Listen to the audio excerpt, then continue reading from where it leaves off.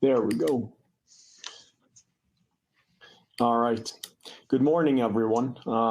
It's morning here in Dunedin, New Zealand. Good afternoon to those of you in North America. So I'm going to spend a little bit of time talking about the MMPI-3, which, as many of you know, is relatively recently released as of late last year, and talk about some considerations for using this instrument in forensic settings. Before I say anything else, I just want to make some disclosures. I am a paid consultant to the University of Minnesota Press, who owns and publishes the MMPI-3. I also receive continuous research funding from the publisher for my MMPI-related research, and I teach workshops and webinars on MMPI instruments, obviously, to psychologists, and people pay me money to do so. In terms of the agenda this morning, we have about 90 minutes, or 85 now, to go over a fair amount of detail. Now, if you have your handouts, you will see that there's obviously a lot of slides, a lot of cases, and so on. I don't think we're going to get through everything. I tend to err on the side of over-inclusion rather than under-inclusion, so there may very well be that we don't get through all of those cases I have at the end. We will see how things go as we move through everything. I don't want to rush things.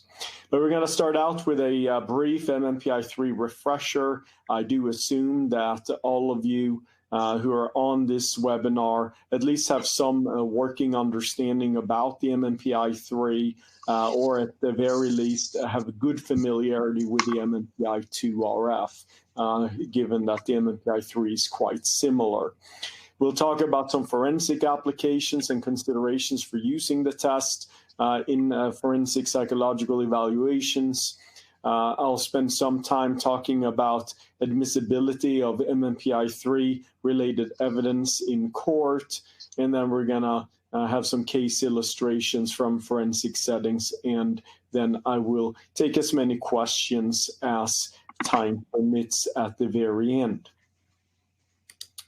So let's start out talking a little bit about the MMPI-3. So you all know the history of the MMPI, I'm sure. The original MMPI was published in 1943, technically. It's developed several years before then, with essentially the goal of serving as a differential diagnosis instrument.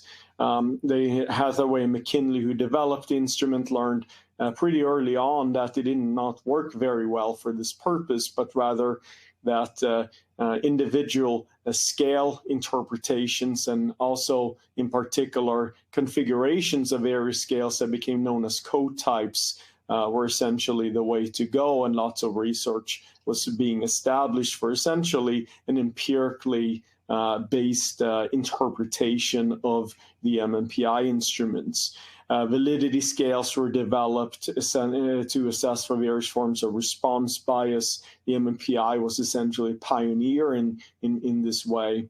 And over time, lots of different types of measures were being developed. But they were not until 1989 where there was a major revision of the instrument, when the MMPI-2 was published. And that effort was led by Jim Butcher and colleagues. And the major revision essentially was to collect new norms and to some degree enhance content coverage.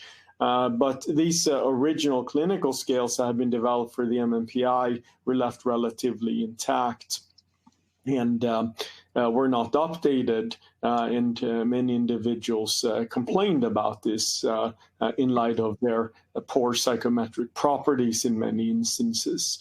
New validity scales were developed for the MMPI-2 as well. In 2008, the MMPI-2 RF was developed, which was a major revision of the MMPI, where essentially it was made more efficient, using only about 60% of the items of the MMPI-2, and also revised the scales in an effort to focus more on psychological constructs and mapping the scales onto contemporary models of personality and psychopathology, more so than trying to assess traditional psychiatric syndromes. That was the goal of those original clinical scales. And essentially, this effort started with restructuring those clinical scales into the RC scales and then augmenting those RC scales with new measures. But they continue to rely on the MMPI-2 normative sample, which was collected in the late 1980s, which was less than optimal, especially for use in 2020. Which is when, of course, the MMPI-3 was released. Both the RF and the MMPI-3 are authored by Yossi Ben-Poreth and Auke Tellegen. The MMPI-3 essentially retained the structure of the MMPI-2 RF, many of the scales of or most of the scales of the MMPI-2 RF, but they collected a new normative sample and also enhanced content coverage in some domains where it was deemed to be insufficient. So the MMPI-3 has 52 scales in total. 10 of these scales are validity scales that assess various forms of response bias, and the remaining 42 scales assess various forms of substantive clinical content. You will also know that the substantive scales can be organized in a hierarchical manner with the 3 higher order scales on top of this interpretive hierarchy. They measure 3 broad-based domains of dysfunction that are analogous to the 3 domains that you see in contemporary psychopathology research, measuring internalizing, externalizing, and thought disorder.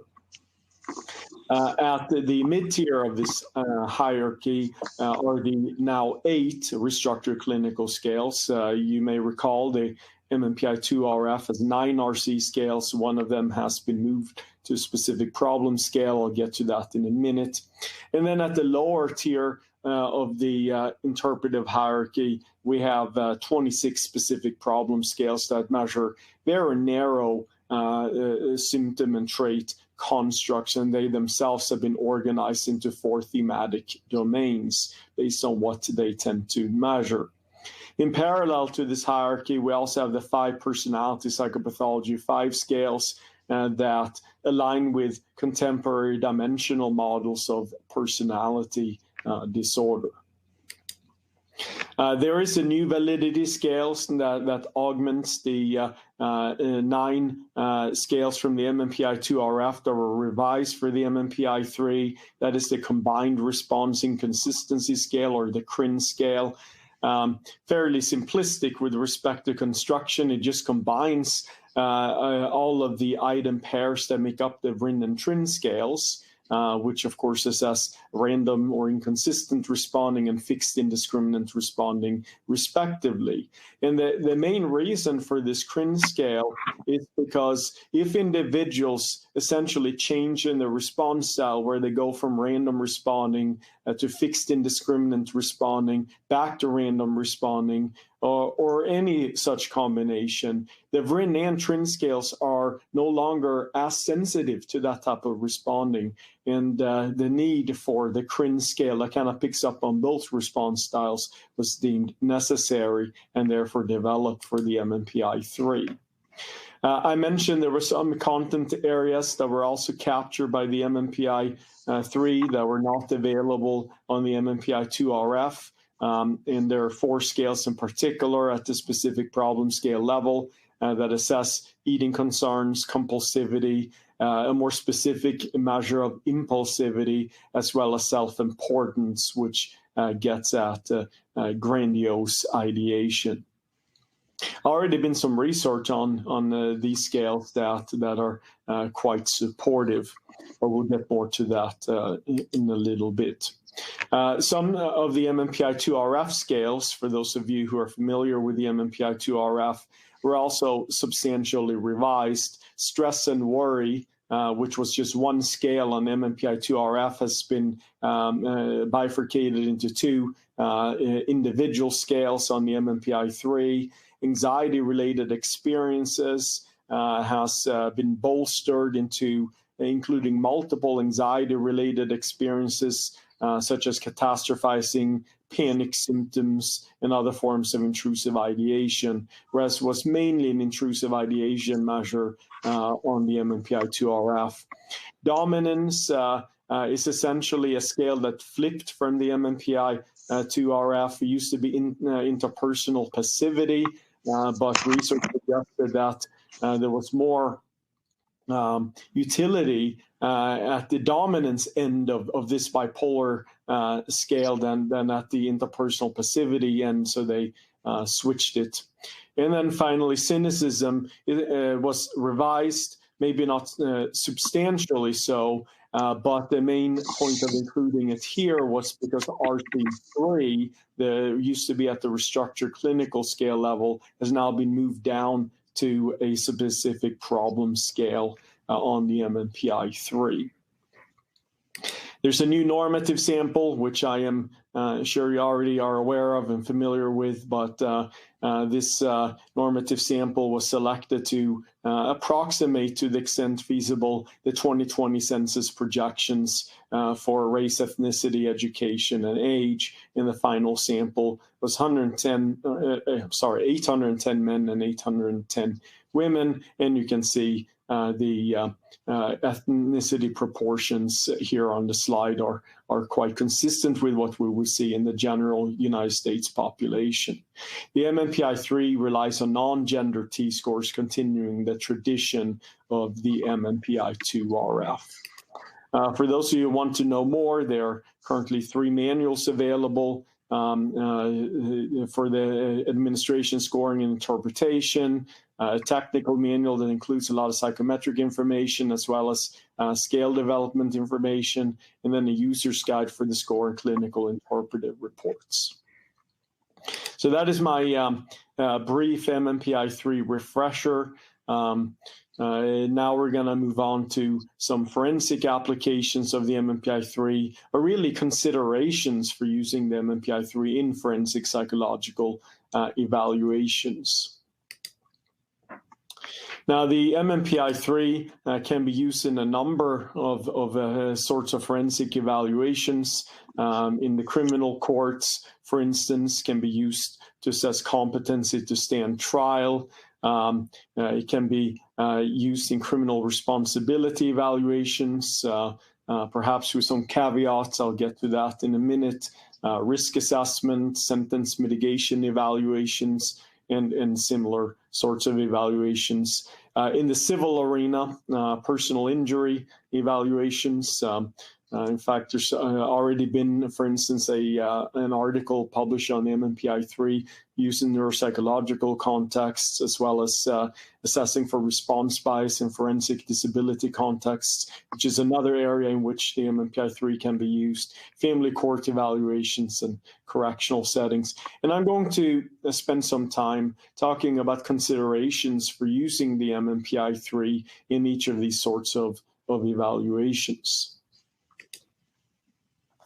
But before I get into the more specific considerations, there are 2 general considerations for using the MMPI-3. Why would anyone use a test like the MMPI-3 in these sorts of evaluations? Well, I think there are 2 broad reasons why we would do this. The first one is the assessment of response bias. We know, of course, that individuals who undergo forensic psychological evaluations have a much greater external incentive to misrepresent themselves than individuals who perhaps are being evaluated for treatment purposes. This external incentive, of course, varies depending on the reasons for the evaluation. This tends to be context specific. So, for instance, individuals who undergo competency to stand trial evaluations or criminal responsibility evaluations might have a greater external incentive to over-report their problems. They might want to appear more mentally ill than is really the case, either exaggerating symptoms or outright fabricating problems. Whereas in other sorts of evaluations, they might have an incentive to under-report problems, such as in a family court evaluation or perhaps in a risk assessment evaluation where they're trying to be released from a forensic hospital. Either way, the MMPI-3, of course, has a set of validity scales, as we talked about earlier briefly, that assess for these various forms of response bias. They're quite similar to their MMPI-2 RF counterparts. In fact, two of the scales, the FBS, the symptom validity scale, and the RBS, the response bias scale, are completely unchanged with respect to their MMPI-2 RF counterparts. So there's a substantial amount of overlap in the scales that assess for both overreporting and underreporting. And when you look at correlations in relevant samples between the MMPI-2 RF and the MMPI-3 overreporting and underreporting scales, this information is presented in the technical manual. You see that these correlations, by and large, are above 0.90. So they're essentially assessing the same sorts of things.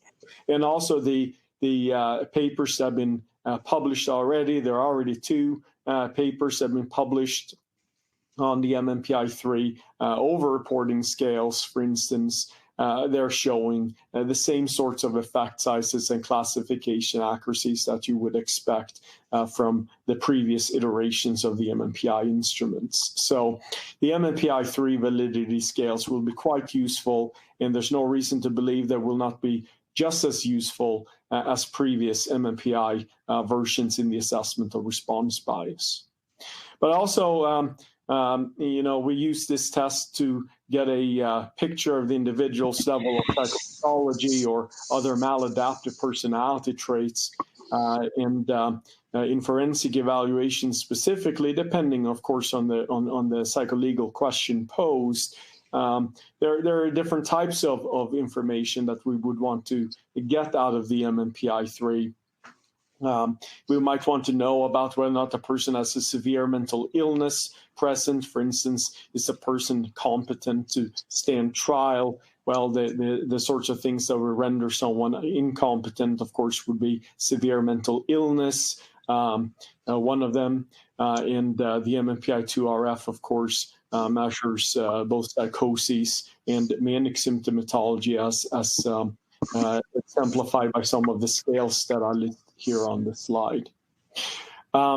In other cases, assessment about the mood disorder or emotional instability, which can be done via the internalizing scales of the MMPI-3, might be relevant. Or it might be relevant to know about personality pathology and other forms of behavioral dysfunctions in the Psi-5 scales, as well as the externalizing scales on the MMPI-3 can assess for these sorts of things. So there's a number of reasons, depending on the psycholegal question, why we might want to use the MMPI-3, and it's certainly going to give information in these various domains.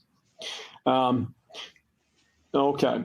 By the way, before I continue here, I do hear that someone has not hit the mute button. So if you will just check to make sure that your mute buttons are pressed, I appreciate it.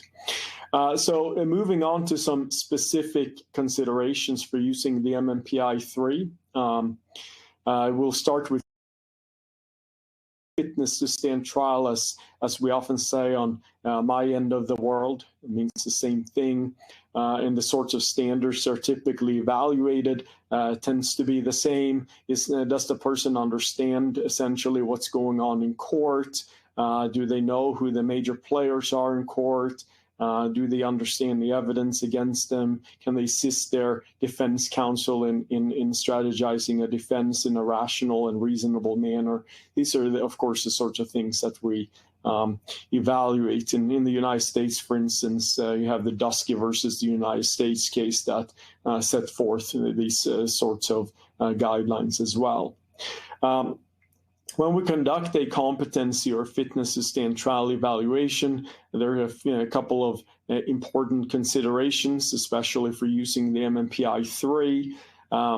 The first one is that the focus is always on the present. Does the person currently have the ability to proceed with trial. Of course, the MMPI-3 measures current functioning. So the MMPI-3 is ideally suited to assist with addressing this sort of question because the MMPI-3 will do the best at measuring how the person is doing right now. Of course, there are a number of items on the MMPI-3 that are worded in the past tense and, of course, can reflect historical functioning. But most of the useful information you're going to get out of the instrument is going to pertain more to how the person is currently doing. And the sorts of things that would potentially render someone incompetent to stand trial or unfit to stand trial are things like severe mental illness. And as I just mentioned earlier, the MMPI-3 has scales to assess for severe mental illness, such as the thought dysfunction scale, scales that measure manic symptomatology.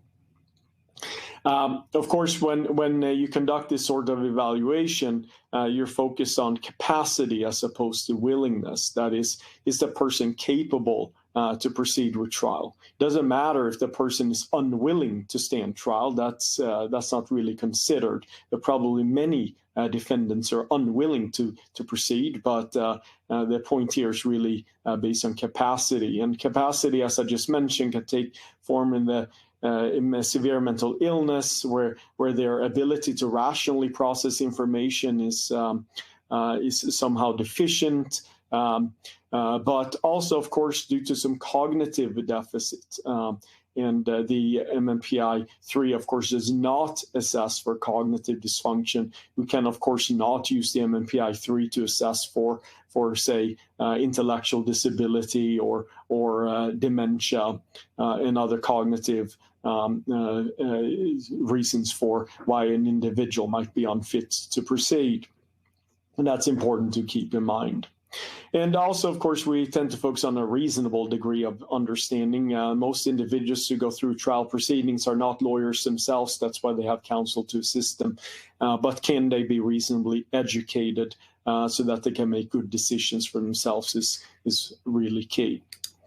In terms of criminal responsibility, and I'm using this broader label because there are different sorts of criminal responsibility evaluations. The first one that I assume comes to mind is the question about, is this person not guilty by reason of insanity or by reason of mental impairment, depending on what jurisdiction you're in. But there are others as well. Some jurisdictions have provisions for diminished responsibility.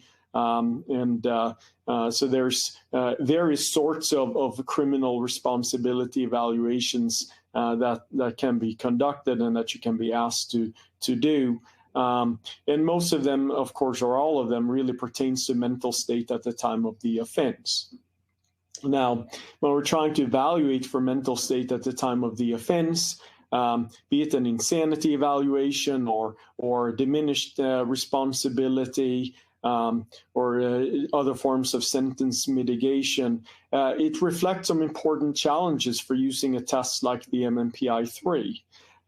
First of all, this is typically a retrospective assessment in the sense that we're being asked to express an opinion on how the person was doing at some time point in the past. Now, in some circumstances, the past might not be that long ago, but in other cases, it might be many months, sometimes years prior to the evaluation. And of course, the longer time has passed, the more difficult it becomes to render an opinion about whether or not or how a person was doing at the time. And some might question the role of psychological testing for this purpose, because as I mentioned just earlier, the MMPI-3 focuses on current functioning as opposed to functioning in the past. But I still think that there's some utility to using the MMPI-3 for this purpose. One of them, of course, is the assessment of over-reporting. We know that there's a high rate of response distortion in these sorts of evaluations. Many outright reflect malingering. And the MMPI-3, of course, gives information about how the person is currently approaching the evaluation, and that would directly inform a determination of malingering. Of course, the MMPI-3 in isolation will not tell you whether or not someone is malingering. It will tell you whether or not someone was over-reporting on the MMPI-3, but that this information can be useful in the broader context to opine about malingering. But also, the MMPI-3 gives good information about how the person is currently doing. And I think this sort of evidence is still useful to get a sense of how a person might have been doing in the past, because the sorts of things that we're talking about, especially, say, within a sanity evaluation, that would qualify someone are severe forms of mental illness that don't just go away. So, for instance, if a person has not been treated, and the person provides a within normal limits MMPI-3 profile, for instance, chances are they might not be sufficiently mentally ill to qualify for, say, the sanity defense. So there's still information that can be derived from a valid MMPI-3 protocol that at least indirectly can be useful in thinking about how the person might have been doing at the time of the offense, but of course cannot be directly used as evidence. And collateral information, therefore, is key in these sorts of evaluations to get a sense of how the person was doing at the time. In terms of violence risk assessment evaluations, for those of you who do these sorts of evaluations, you're well aware there's a number of different risk factors. Static risk factors that we might entertain, like which are the ones that are historical in nature, things that can't really be changed, versus dynamic risk factors that are risk factors, or at least in theory, amenable to intervention and risk rehabilitation. What I don't list here, but is still important to consider, is, of course, protective factors, that is, strengths associated with the individual that might also mitigate risk. The MMPI-3 will focus a bit more on dysfunction than strengths in this particular context. But in terms of the MMPI-3 in particular, because that's why we are here, we're looking at current functioning, which the MMPI-3 does well. Is the what is the person's current level of risk? And we're making a prediction, of course, about the future, but we're considering how the person is doing now with respect to making a prediction about the future. So the MMPI-3 can certainly provide useful information in this respect. Now, the one thing I hear a lot by people who specialize in risk assessment is that instruments like the MMPI-3 or PAI and these sorts of tests cannot be used in risk assessments, which I just think is plain wrong. I wouldn't necessarily advocate for using the MMPI-3 in isolation to make risk predictions, but I do think it can be used as an important ingredient, because if you look at the sorts of information, especially in these structured clinical professional judgments that are used to make informed opinions about risk, there are things like impulsivity, aggression, and substance use, active symptoms of mental illness, and these sorts of things that the MMPI-3 readily assesses for. So to suggest that these sorts of instruments cannot be useful in the assessments of violence risk, I think, is just plain wrong. Not to mention that there's also now been considerable research to support the use of these scales in the prediction of future violence and aggression. So I do think that those who say that the MMPI-3 and MMPI-2-RF cannot be used for this purposes aren't really familiar with that literature. And of course, it would also be false to assume that individuals who are undergoing risk assessments are, responding honestly to all aspects of the evaluation. of course, they have a significant incentive. Most of them would prefer to be viewed as of lower risk than they might actually be. So they might have an inclination to deny or minimize potential problems in an effort to be released on parole or released from a forensic hospital, and therefore might be underreporting, with the MMPI-3, of course, having validity scales to assess for such response styles. And while I don't have the time to go over this in a great amount of detail, I have included slides here that is based on research primarily with the MMPI-2 RF, but the research on the MMPI-2 RF applies to the MMPI-3, which I'll talk more about in a little bit. And I've done some mapping of common static risk factors that have been derived from the literature. For instance, the HCR20 version 3 is a good guide, but I didn't exclusively rely on that.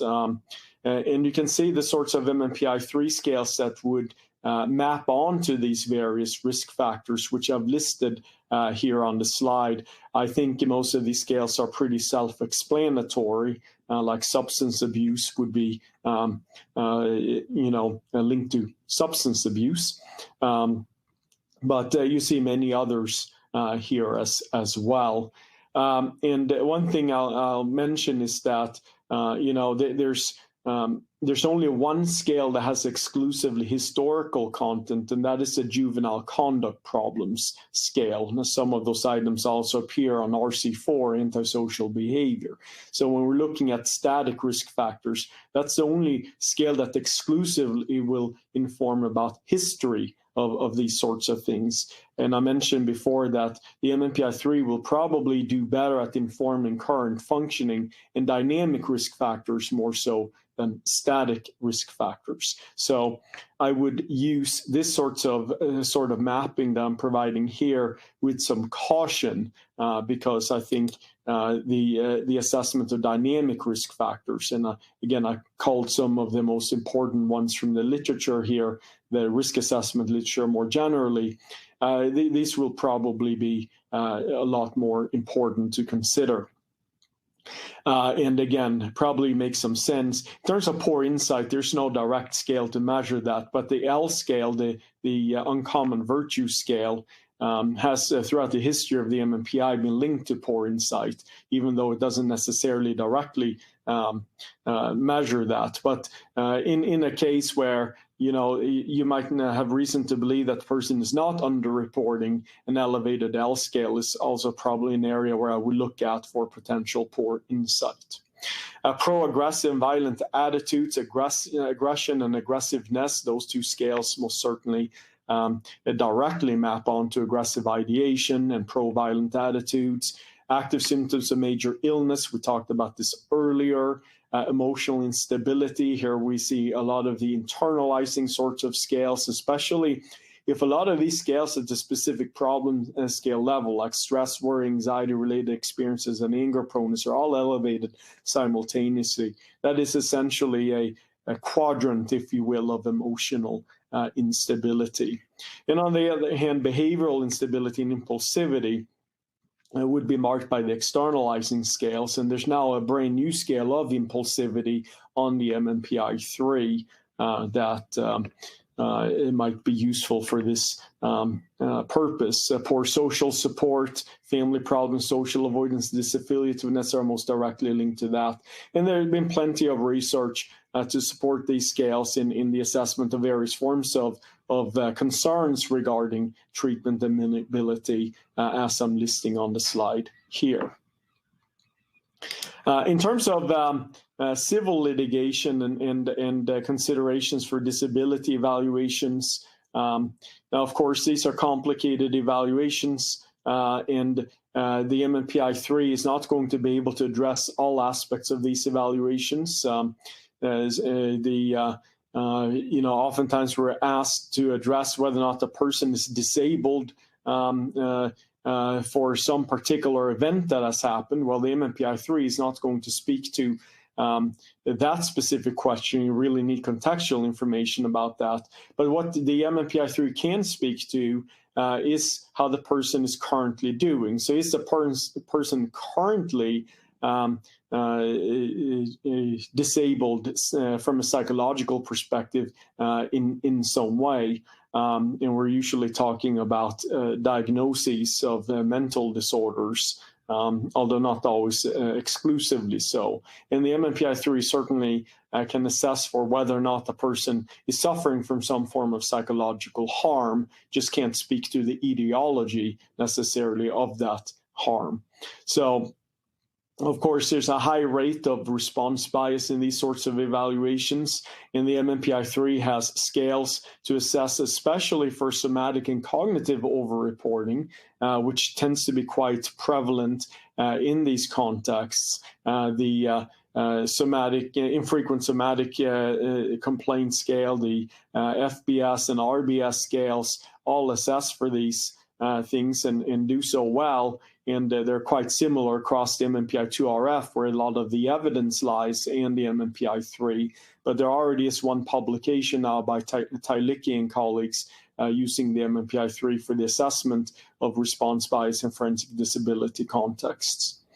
So in terms of the assessment of current functioning, I'm listing some of the most common complaints, if you will, that individuals would make in these sorts of evaluations: depression, anxiety disorder, PTSD, substance use problems, chronic pain, and the sorts of MMPI-3 scales that would be most indicative of these sorts of problems. Here on the slide, I don't have time to go over all of these. They should be still fairly self-explanatory. Of course, I'm not suggesting that elevations on all of these scales will automatically mean that the person should be diagnosed with these things. You cannot diagnose mental disorders exclusively using the MMPI-3, but these would be the sorts of scales that I would expect to be elevated if an individual is, for instance, complaining of depression. And I'm using complaining, by the way, in the legal sense, complaining about anxiety disorders, PTSD, and so forth. The anxiety-related experiences scale here for PTSD, AXR, is likely to be probably the best predictor of post-traumatic distress and symptoms associated with PTSD, like its predecessor, the anxiety scale on MMPI-2-RF was, but we need more research to fully support that. Though there is, in the MMPI-3 technical manual, associations between AXR and measures of PTSD and a forensic disability sample that suggests that this will likely continue to be the most potent scale in the assessment of post-traumatic distress.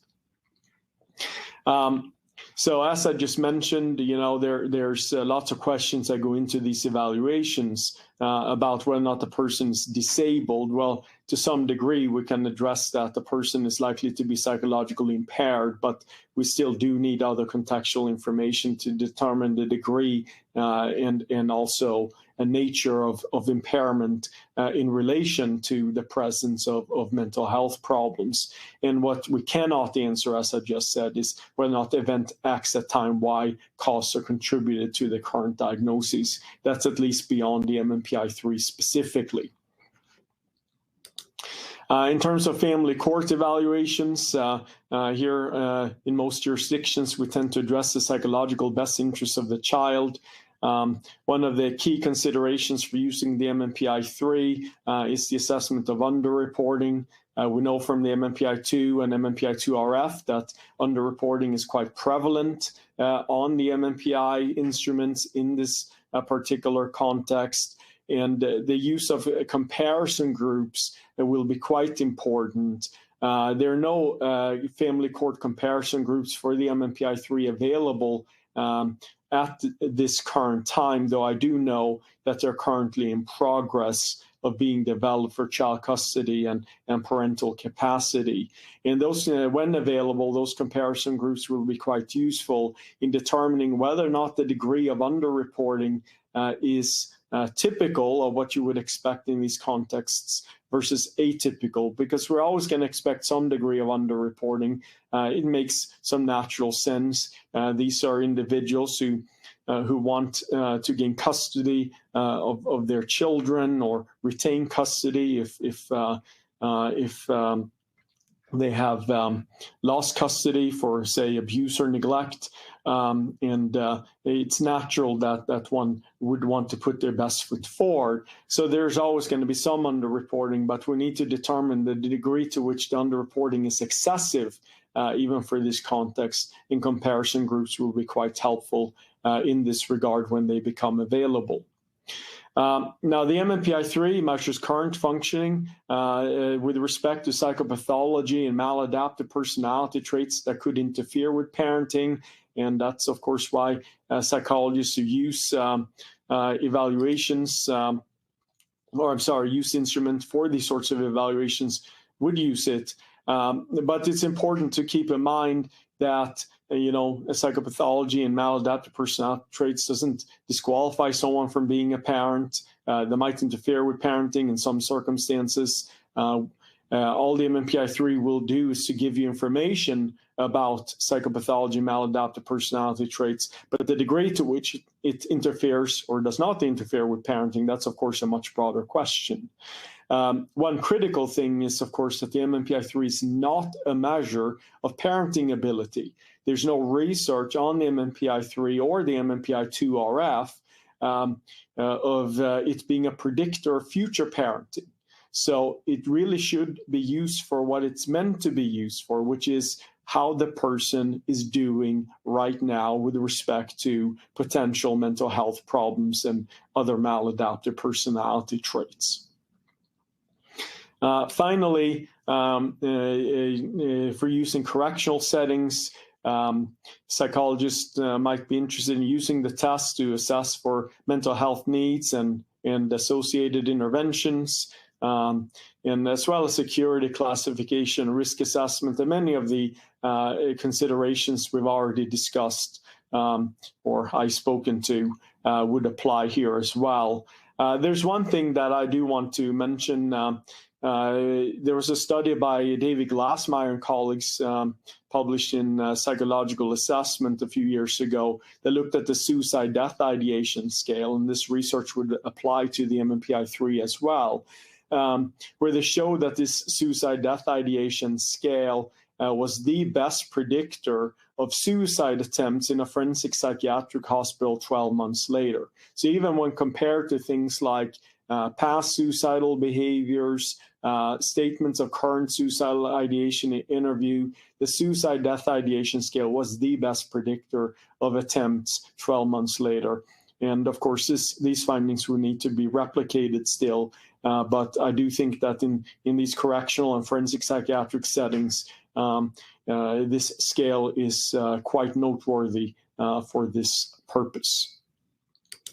So just moving on, and I'm cognizant of time, I do want to spend a little bit of time talking about admissibility of MMPI-3 based evidence in court.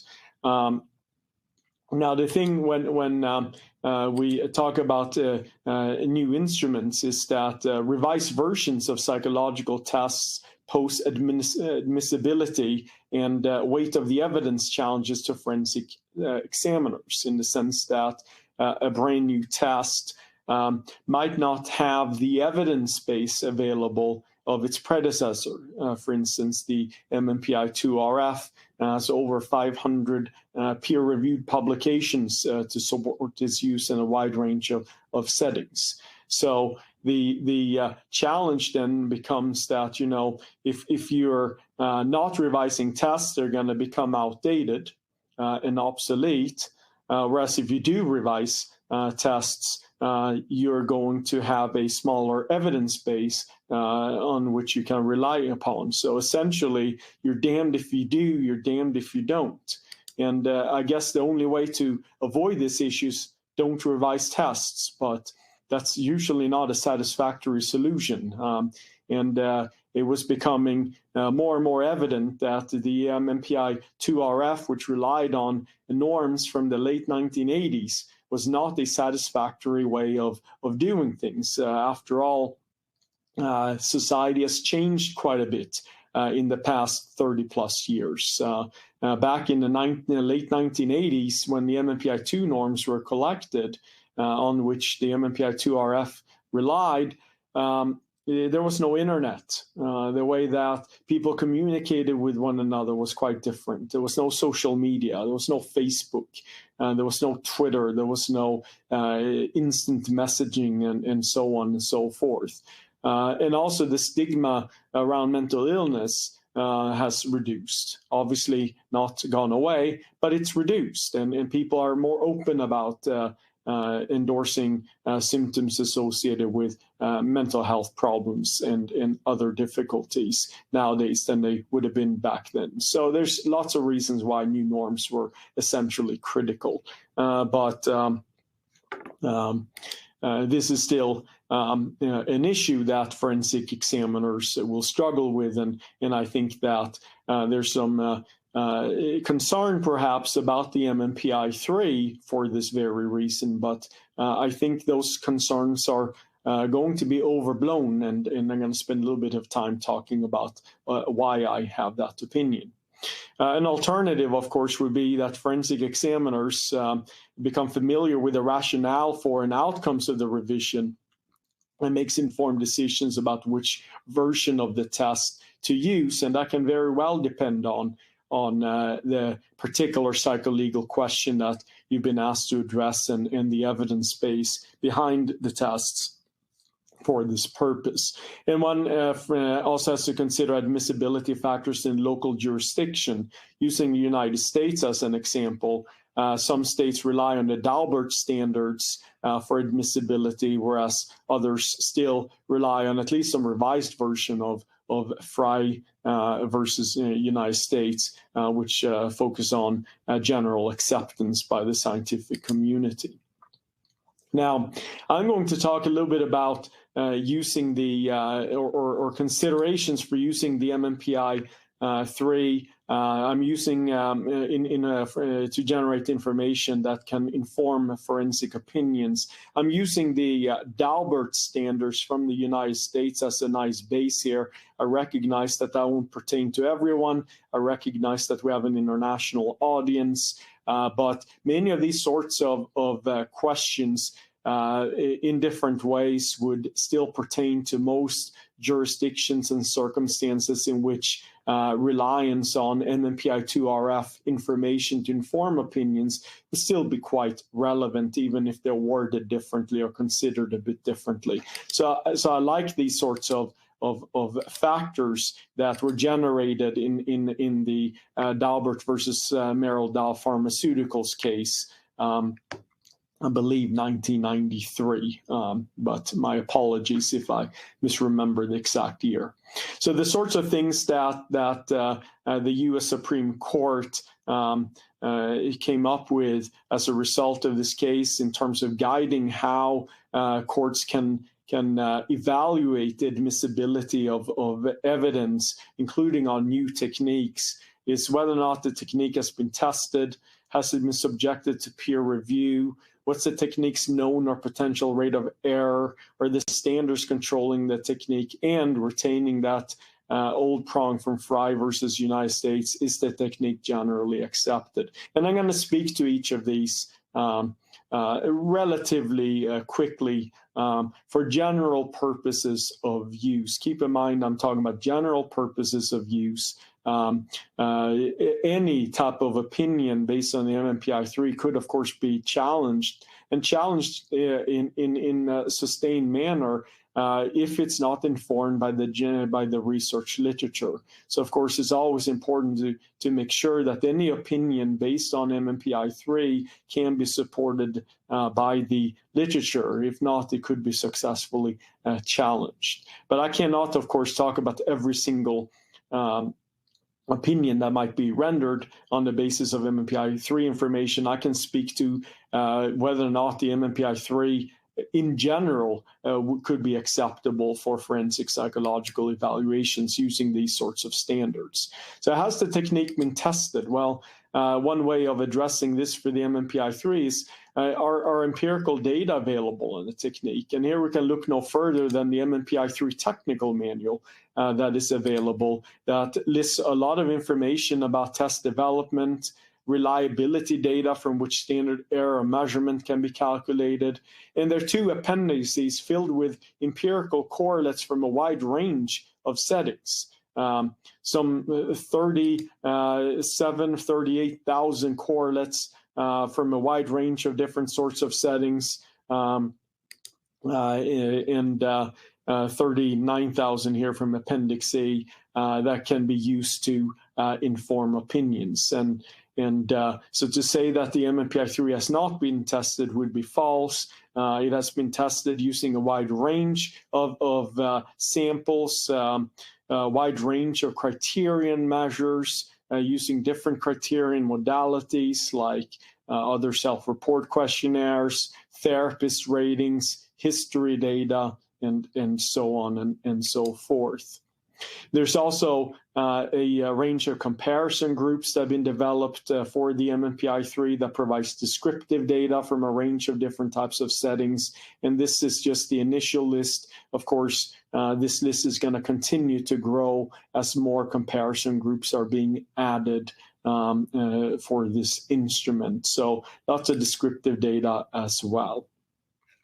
Has the MMPI-3 been subjected to peer review?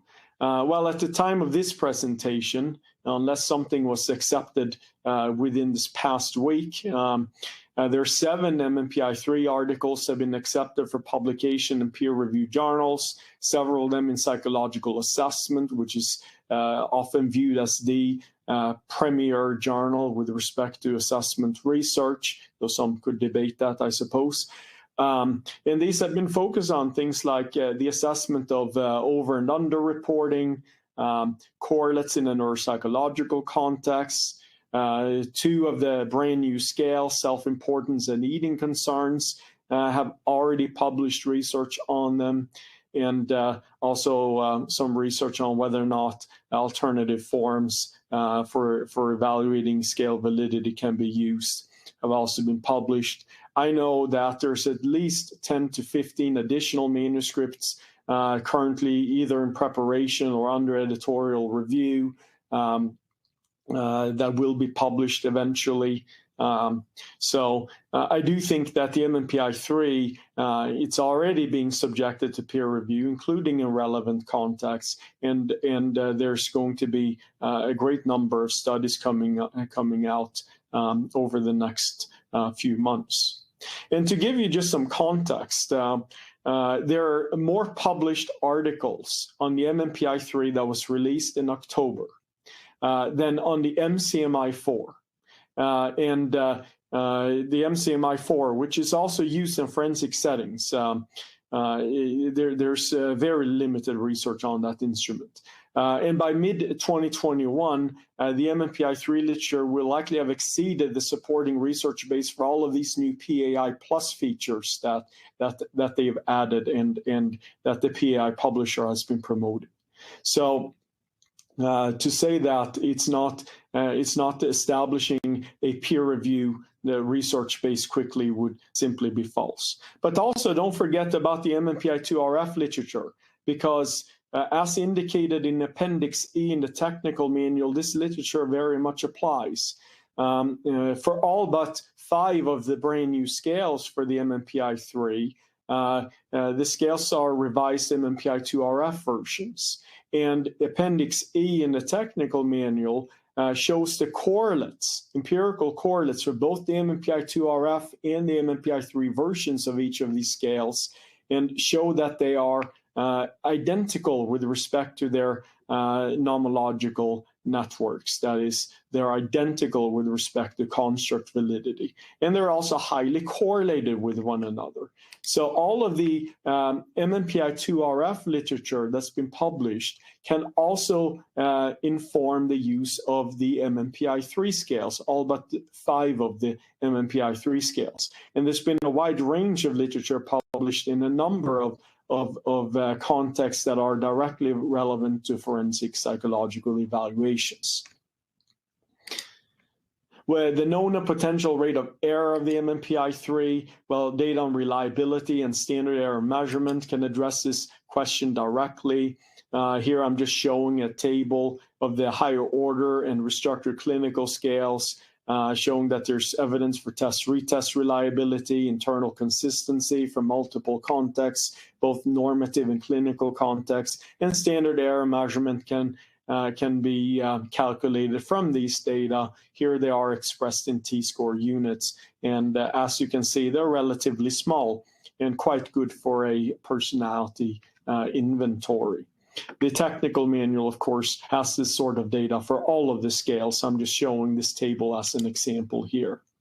But also research on classification accuracy can address this, and most of this research right now has been focused on the accuracy of making decisions on the basis of the MMPI-3 validity scales.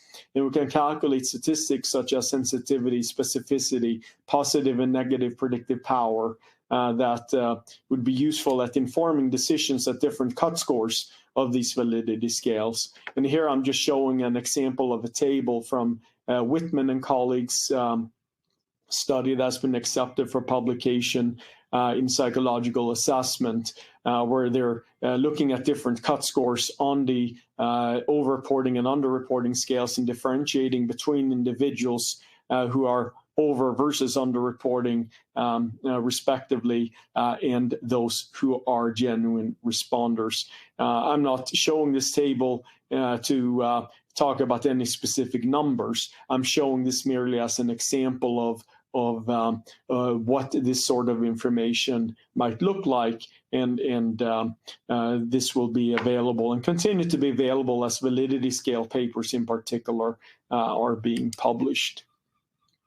Are there standards controlling the MMPI-3? Well, here we might look no further than the Manual for Administration, Scoring, and Interpretation that would include all of this information. And then finally, is the MMPI-3 generally accepted, or using a term that I've seen in some jurisdictions, sufficiently recognized? And this might be the most difficult challenge to the MMPI-3 in light of its status as a new instrument, or at least a new version of the MMPI instruments. But even here, it's really important to consider that the MMPI-3 is very similar to the MMPI-2 RF. Over 90% of the scales have been retained for the MMPI-3. So these are the same scales, same instruments. Or approximately, I should say, 80% of the items of the MMPI-3 also appear on the MMPI-2 RF. And in fact, 66% of the MMPI-3 items appeared on the original MMPI that was published back in the 1940s. Now, 21% of those items have been revised for language and simplification over the course of the instrument's history for both the MMPI-2 and the MMPI-3. But still, a lot of these items, about 2/3 of them, go all the way back to the original MMPI. So sometimes you'll hear people say, critics of the MMPI-3 will likely say that, oh, it's not an MMPI anymore, it's something else, because it doesn't have the code types and such. Well, it's 2/3 of the items are retained from the original version. So how you can say it's not an MMPI is a bit beyond me, but that's an argument for a different day. It's not a novel instrument in this respect, and general acceptance is therefore likely to carry forward in light of the general popularity of the MMPI instruments, given that the scales are virtually the same as the RF and the items are virtually the same. The most substantial revision to the MMPI-2 RF compared to the MMPI-2 RF, MMPI-3 compared to the MMPI-2 RF is a new normative sample. We talked about the normative sample before and why it's necessary. And I can't imagine that anyone would argue against the need of new norms, updated norms that are much better representative of the current population than the 1980s norms would be. So to argue against the MMPI-3 on this point would be rather silly. Okay. So we have about half an hour left, and I'm going to go over some case illustrations. As I mentioned earlier, it is not likely, and now I can tell you virtually impossible that I'm going to get through all of these cases. Like I said, I prefer to be over-inclusive rather than under-inclusive. But you can study some of those cases on your own if you want. They're going to all be available in the handouts. These are cases, some of which use the MMPI-2RF expanded form, from which the MMPI-3 can be scored, and other cases like this first one use the MMPI-3. This first case, this was a 18-year-old New Zealand European man who had been charged with robbery by assault and substance abuse trafficking. He had essentially assaulted a former flatmate and stole computer and gaming equipment from this guy. And he had been referred for a criminal responsibility evaluation, essentially diminished responsibility rather than the full-blown sanity defense, as well as sentence mitigation purposes. He had reported significant PTSD and psychosis and substance intoxication as underlying factors for his offense. He suggested that his former flatmate had sexually assaulted him when he was high on drugs, and he reported PTSD symptoms as a result, and which would go into psychosis. And when he had visited the flat to pick up some of his things, he had left, and this really triggered his PTSD, and he started having psychotic symptoms like auditory hallucinations, suggesting he needed to go back there and punish his former flatmate for what he had done. And he also said he was high on synthetic methamphetamine at the time. And he went over there and essentially assaulted his flatmate. He denied that he was robbing him. And he also, when he was caught for this, the police had found out on his phone that he had actually been trafficking drugs as well, which he attributed to longstanding substance dependence. This man had a longstanding serious history of substance use since he was age 13. He did have significant trauma history. His best friend had committed suicide at her age 12. Well, he was age 12 at the time, but so was she. And he had a couple of sexual assaults in his history as well, though whether or not the former flatmate had sexually assaulted him was not documented. Significant mental health treatment history, though he told me that he was really good at manipulating mental health professionals, which I thought was quite interesting, given that when I interviewed him, I am a mental health professional. Nevertheless, as part of this evaluation, he was administered the MMPI-3, and this was the protocol. And one thing that I want to point out is that some of the cut scores for the validity scales have changed, especially if you're familiar with the MMPI-2RF. The F scale used to have a cut score of 120 to indicate that an individual has produced an invalid profile due to overreporting. This cut score has lowered for the MMPI-3. It's lower to 100. So if we look in the manual, a cut score of 100 would signify that the protocol is indeed invalid, as you also see here printed in the shade of gray. This was generally consistent with that his reported post-traumatic stress disorder and especially psychotic symptoms had not been well documented. He did have long-standing mental health problems, but mostly focused on depression and social anxiety and substance abuse, more so than PTSD and especially psychosis.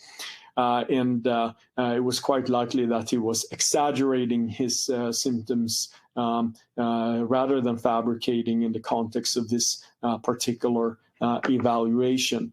And of course, when you see this degree of overreporting, as signified here by the F scale in particular, chances are that the rest of the profile will look something like this. Everything is essentially elevated. And of course, this is just not a realistic profile for anyone. We, of course, don't use this as evidence for overreporting, rely on the validity scales, but this is kind of what it looks like when a person is engaged in significant overreporting. So this individual was deemed to be over-reporting. It was really difficult to form an opinion about diminished responsibility in this particular case for this reason. Moving on to a case that is less straightforward in terms of the MMPI results. This is Mr. M, also a New Zealand European man, 19 years old at the time of evaluation. I'm not sure why I've been referred all these youngsters more recently. Nevertheless, he was referred to me for a sex offender risk assessment evaluation in the context of being considered for discharge without conviction, which here in New Zealand essentially means that the person pleads guilty to the offense, but because of particular circumstances that would indicate that having a conviction on the individual's record would be disproportionately harmful, especially disproportionate to the facts surrounding the offense. The person can apply for discharge without conviction, where yes, they admit responsibility, but given the circumstances and what the conviction would do to them, it will be removed from the record.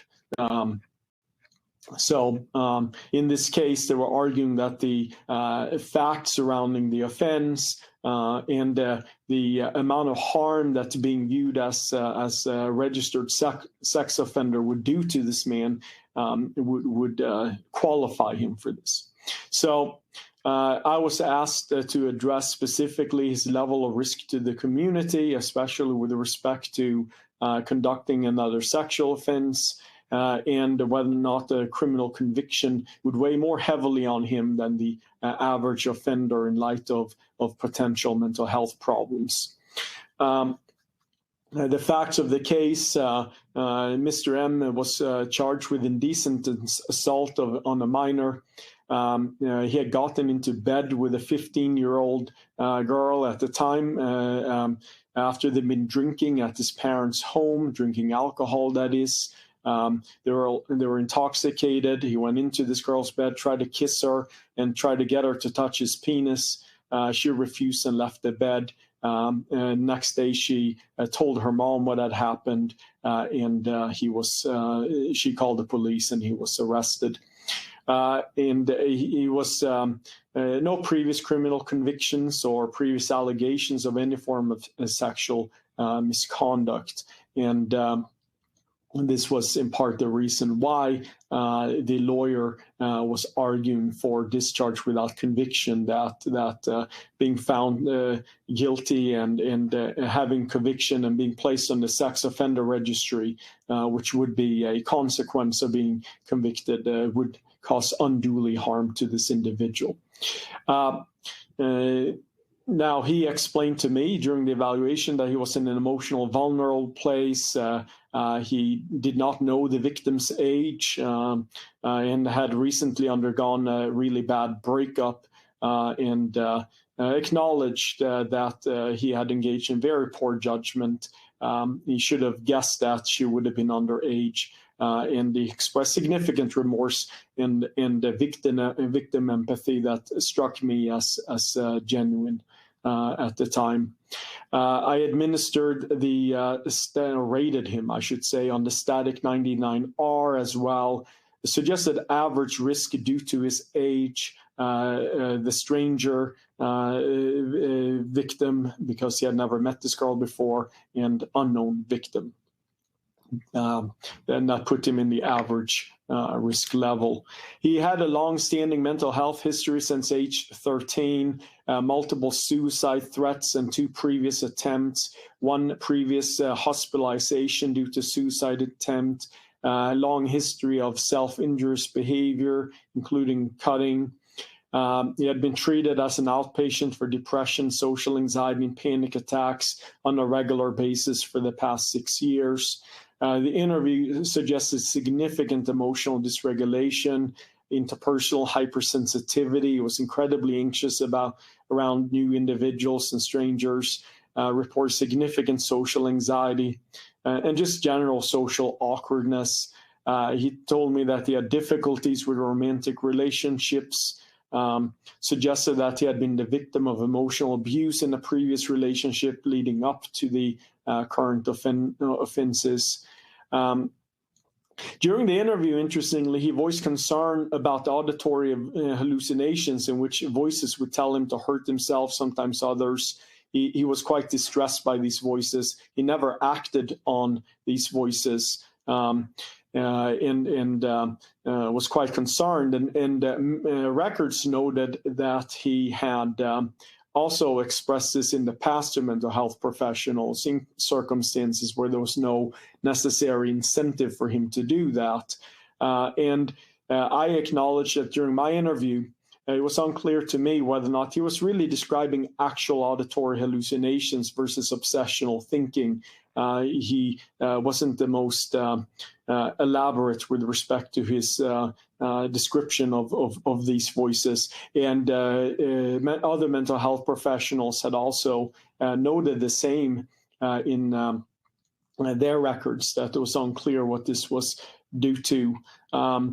Now, I administered the MMPI-3 in this case, and this was quite helpful. Now, we look at the validity scales here. There are two accounts for cannot say, which suggests that two items. He provided an unscorable response. I can say because I know that these were items that he omitted. So then we always have to pay attention to the response proportion number here, which reflects the proportion of scorable responses for each of the scales. And when this number falls below 90%, we cannot interpret that particular scale. Though here for the validity scales, that's not the case. All of these are above 90%. So we start with the CRIN, VRIN, and TRIN, which tells us that there are no concerns about response inconsistency or fixed indiscriminate responding. In terms of overreporting, the F scale has a T-score of 81 here, and that might raise some concerns if you look in the manual. This could be indicative of overreporting, but it could also be indicative of genuine mental health functioning. And it's important to consider the history in these cases. And here, I would very much expect to see this sort of score in the F scale, because he had a long-standing, well-documented history of mental health problems that were quite significant. So I interpreted this F scale as indicative of genuine functioning, more so than attempt at over-reporting. So moving on, and I have to confess, this MMPI-3 profile surprised me.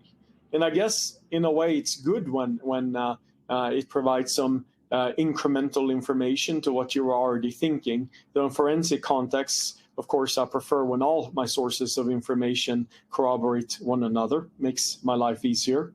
But here we see a very prominent elevation on the thought dysfunction high order scale, which also signals that this is the most pervasive domain of dysfunction, and also the domain that we should really start with respect to our interpretation.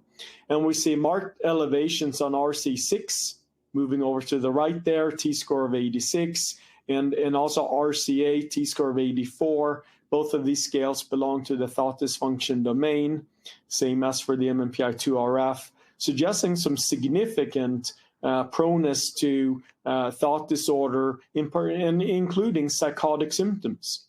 Possible that he might have delusional thinking, though there was no evidence for that in interviews or any records that I could tell. But also other aberrant experiences, like, for instance, hallucinations, proneness to dissociation, and so on.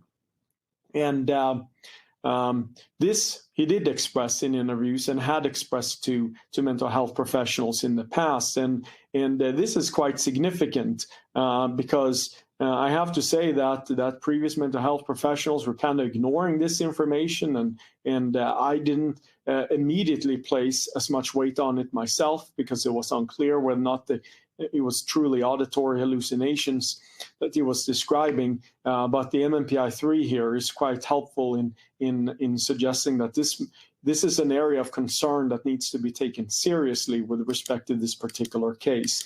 Now moving over to, the Psy-5 scales here as well, and we see a prominent elevation on the psychoticism scale, T-score of 87, which also suggests some proneness to psychotic experiences, like a dispositional proclivity towards experiencing psychotic experiences, and that completes the interpretation of the thought dysfunction domain. So, sorry, I don't know why my slides are kind of moving around here. I guess there's a ghost in my slide deck. But anyhow, there we go.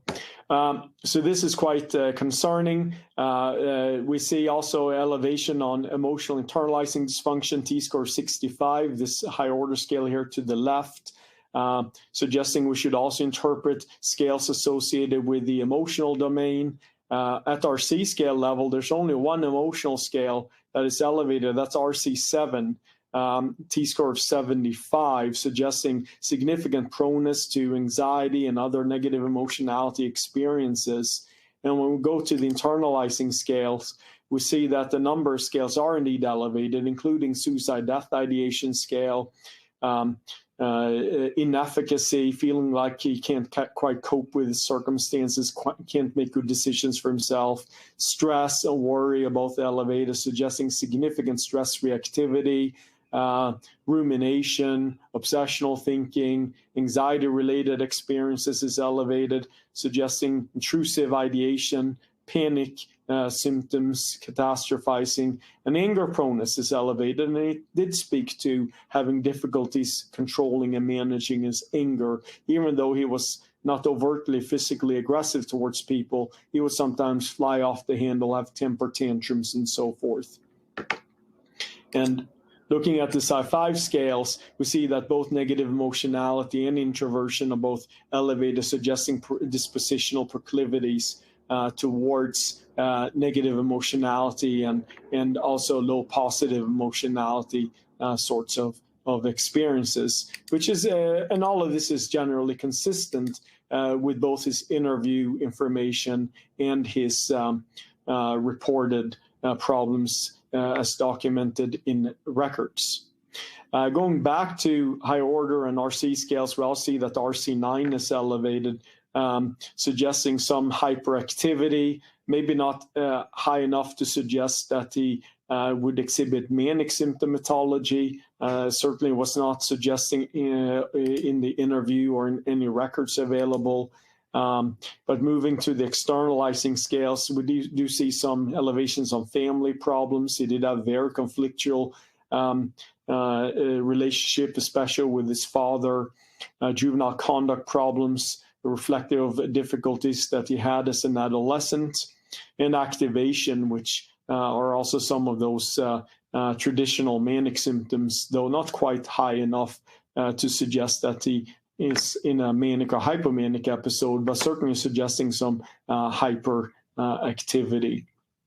And also the interpersonal scales are elevated, disaffiliativeness, social avoidance, and shyness, which all point to the significant social anxiety and social awkwardness that was evident from the interview as well. And the only scale I haven't talked about is neurological complaints that belong to the somatic cognitive scales, which might suggest of potential somatic illusions being present, thinking that something is wrong with his mind, having weird neurological experiences and sensations and so forth, which he did vaguely speak to as well. But the bottom line with this case is that look at a lot of the things that are reported, including extreme social anxiety, social awkwardness, at least pseudo-psychotic symptoms consistently expressed in previous evaluations and in the current evaluation and MMPI-3 results. And given his age of 19, which is not the modal onset by any means of a psychotic disorder. That's usually in the mid-20s for men, suggesting potential prodromal schizophrenia. And this very much should be monitored by mental health professionals in addition to some of his other difficulties. There's also some significant markers here, as you can see, by emotional instability and potential impulsivity and substance use of borderline personality features as well that would need to be monitored more longitudinally.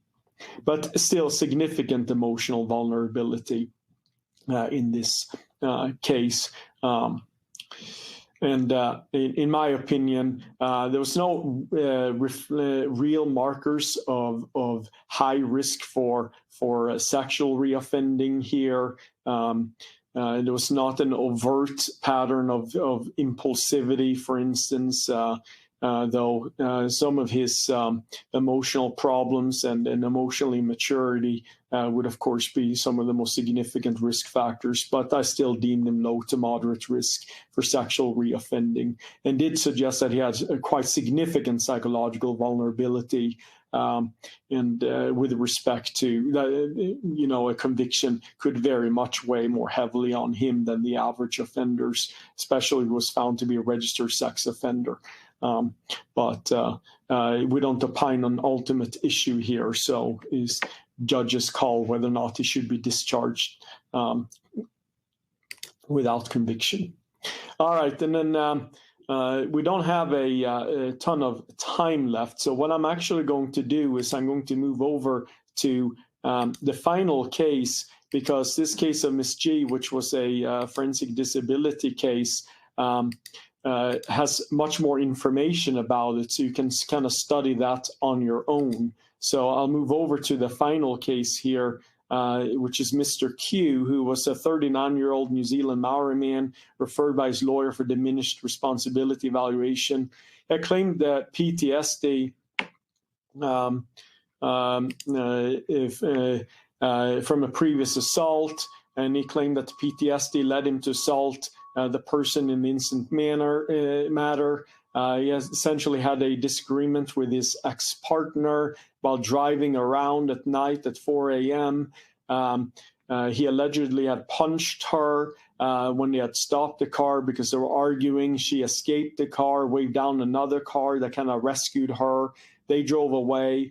Mr. Q chased after them, took a shortcut and found a way where he essentially T-boned the other car. And the other male who was driving the escape car, so to speak, exited to confront Mr. Q because of what he had just done.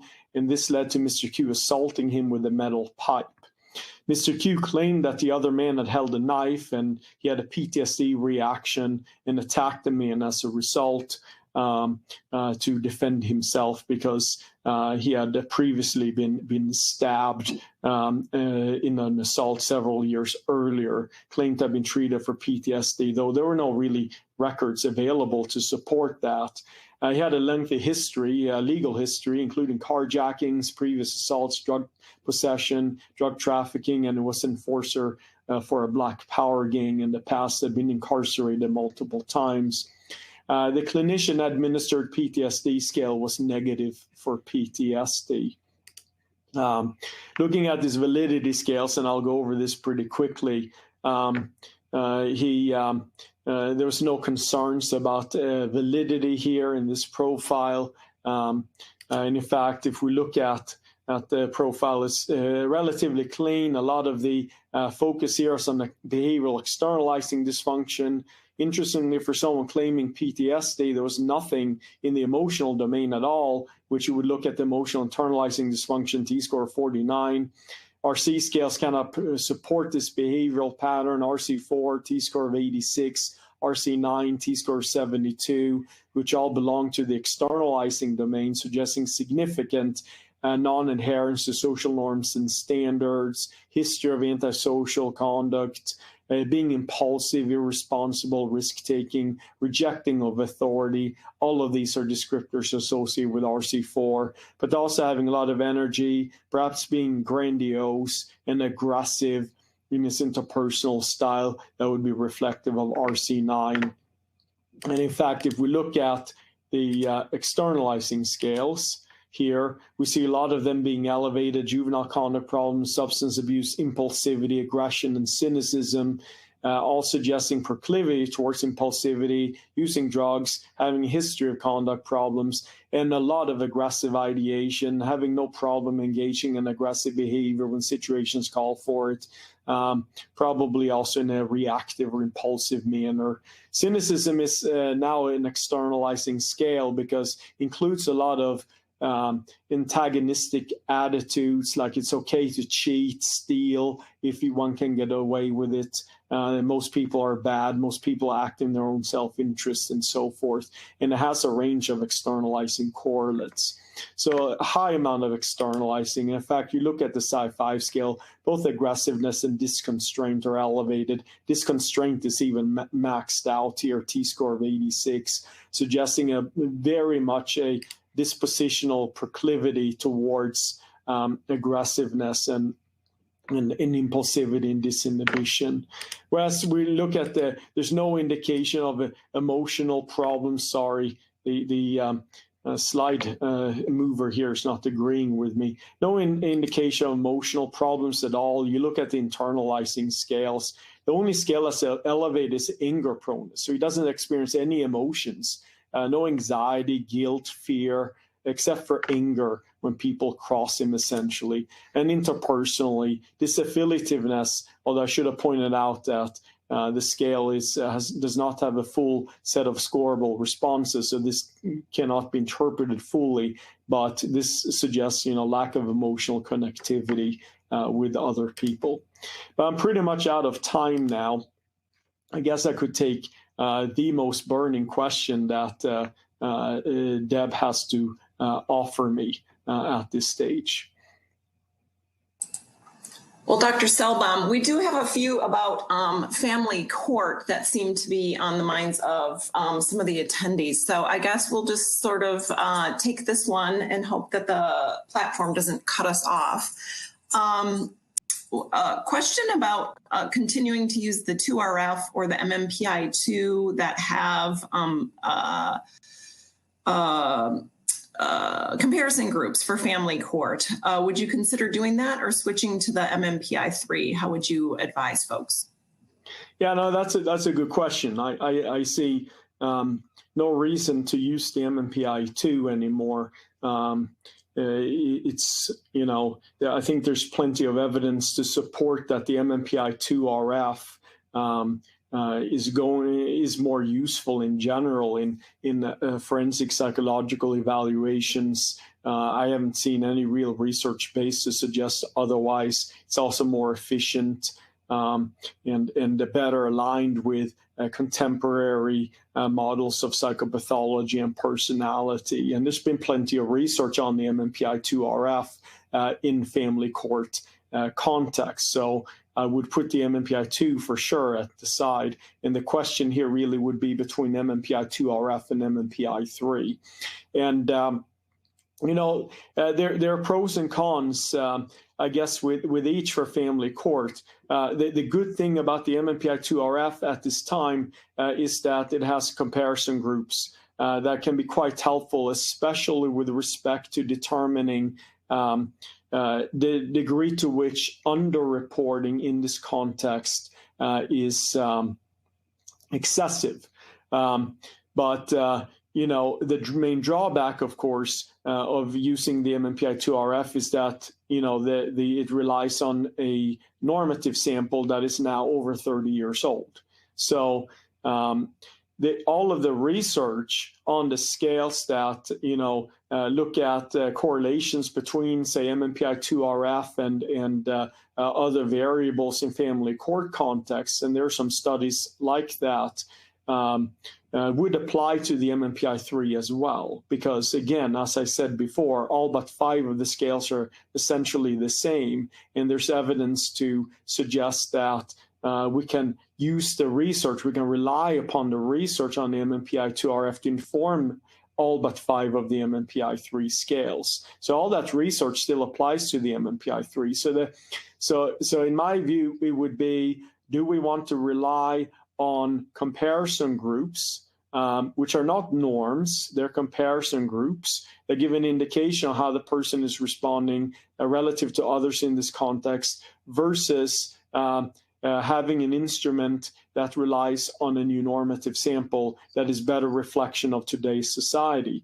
And I don't have a clear answer for this, because I think clinicians who use the test in this context have to make that decision for themselves. I don't do a lot of family court evaluations myself, so I haven't had to make this decision. I know that a lot of family court practitioners who use the MMPI-2RF in New Zealand have been hesitant to move on to the MMPI-3 for this reason, because courts like that their child custody and parental fitness norms. But you have to remember, again, that comparison groups are not norms. They're comparison groups, not a new normative sample. So if it were me, knowing that a lot of the research on the MMPI-3, MMPI-2RF will apply to the MMPI-3, the fact that the MMPI-3, once you're interpreting the substantive scales, are going to be probably better aligned with contemporary society in light of the norms, I'd